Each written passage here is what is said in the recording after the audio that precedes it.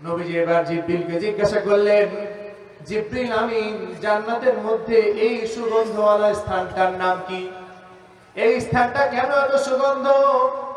হযরত জিবরিল আলাইহিস সালাতু ওয়াস সালাম তখন উত্তর দিলেন, ইয়া রাসূলুল্লাহ, ইয়া হাবিবাল্লাহ, ফিরআউনের দরবারে ফিরআউনের কন্যার যিনি দাসী ছিলেন, সেই দাসী এখানে অবস্থান করছেন, তাই এখান থেকে এত সুগন্ধ আসছে। নবীজি জিজ্ঞাসা করলেন, কি এমন তার আমল ছিল যার জন্য এখান থেকে সুগন্ধ আসছে? জিবরিল আমিন এবার বিশ্বনবী মুহাম্মদুর রাসূলুল্লাহ সাল্লাল্লাহু আলাইহি ওয়াসাল্লাম বলেন, নবী হে, ফিরআউন কন্যার যে দাসী ছিল, সেই দাসী একদিন তার চুলে বেনি করে দিচ্ছিল। ওই সময় তার হাত থেকে হঠাৎ করেই চিরুনি মাটিতে খসে পড়ে যায়। চিরুনি মাটি থেকে তুলে নিয়ে আবার তার দাসী বিসমিল্লাহ বলে কাজ শুরু করে। এই যে বিসমিল্লাহ বলে কাজ শুরু করলো, তখন ফিরআউন কন্যা বলে, তুমি কেন আমার বাবার রাজত্ব থেকে তুমি আল্লাহর নাম নিলে? কেন? এই রাজত্ব তো ফিরআউনের, এখানে তুমি বলবা বিসমি ফিরআউন, ফিরআউনের নামে শুরু করছি, বলেন নাউজুবিল্লাহ। অর্থাৎ রাজত্ব ফিরআউনের, তুমি কেন আল্লাহর নাম নিলা? তোমাকে সতর্ক করছি, তোমার যে আল্লাহর প্রতি আস্থা, আল্লাহর প্রতি যে ভরসা রয়েছে, সেই ভরসা থেকে তুমি দূরে সরে আসো, তুমি ফিরআউনের প্রতি ভরসা করো, বলেন নাউজুবিল্লাহ। ফিরআউন কন্যার দাসী তখন তিনি এই কথা শুনেন নাই।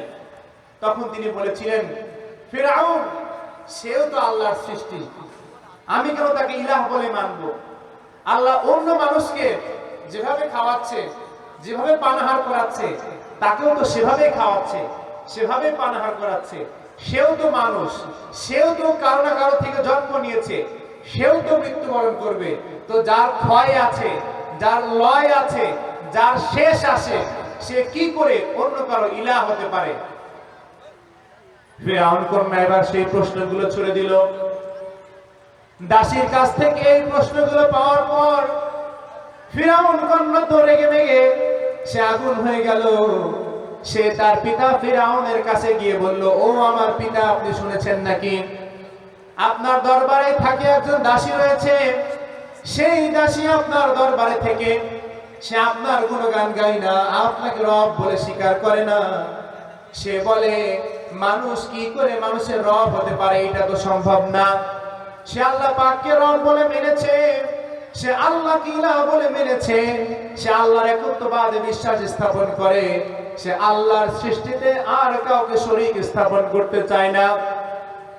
ফিরআউন তার কন্যার কাছ থেকে এই কথাগুলো যখন শুনলো, দাসীকে বাদ থেকে পাঠালো, দাসীকে আবার সাবধান করা হলো, তুমি তাওহীদ ছেড়ে দাও, আল্লাহর একত্ববাদ ছেড়ে দাও।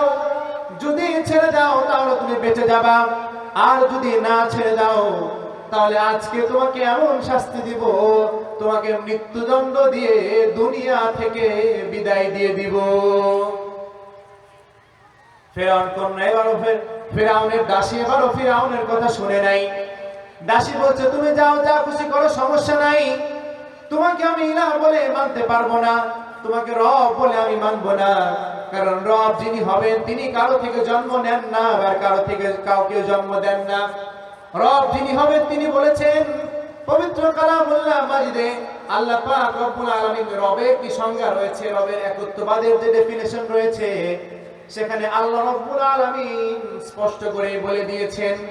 রব্বুল আলামিন বলেন, কুল হুয়াল্লাহু আহাদ আল্লাহুস সামাদ লাম ইয়ালিদ ওয়া লাম ইউলাদ ওয়া লাম ইয়াকুল লাহু কুফুয়ান আহাদ। পড়েন আল্লাহু আকবার।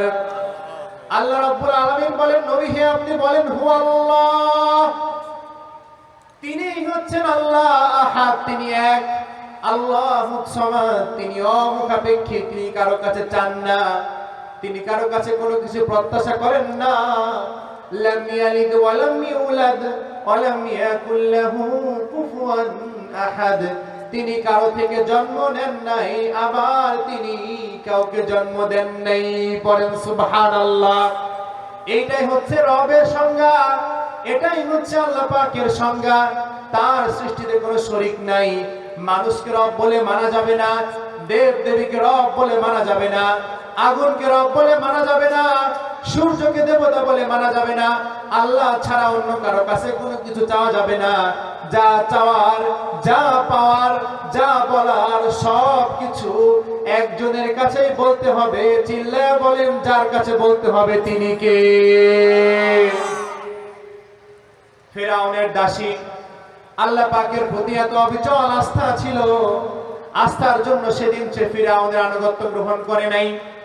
সে আরো দীপ্ত কণ্ঠে বলেছে, ফিরআউন যা খুশি তুমি করতে পারো, তুমি চাইলে আমাকে মৃত্যুদণ্ড দিতে পারো, তুমি চাইলে আমাকে আগুনে পোড়াইতে পারো, যা খুশি করতে পারো, কিন্তু আমাকে আল্লাহর একত্ববাদ থেকে তুমি এক চুল পরিমাণও ছড়াইতে পারবা না।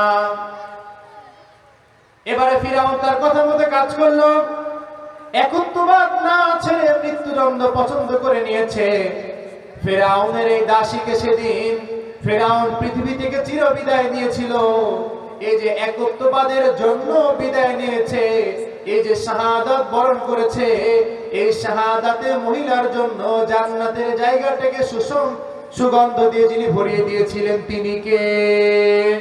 নবীজি মেরাজে গেলেন, গিয়ে দেখলেন যে এইখানে এমন সুগন্ধ, আর এই সুগন্ধের পেছনে মূল রহস্য হচ্ছে এখানে জান্নাতি মহিলা যাকে ফিরআউন হত্যা করেছিল।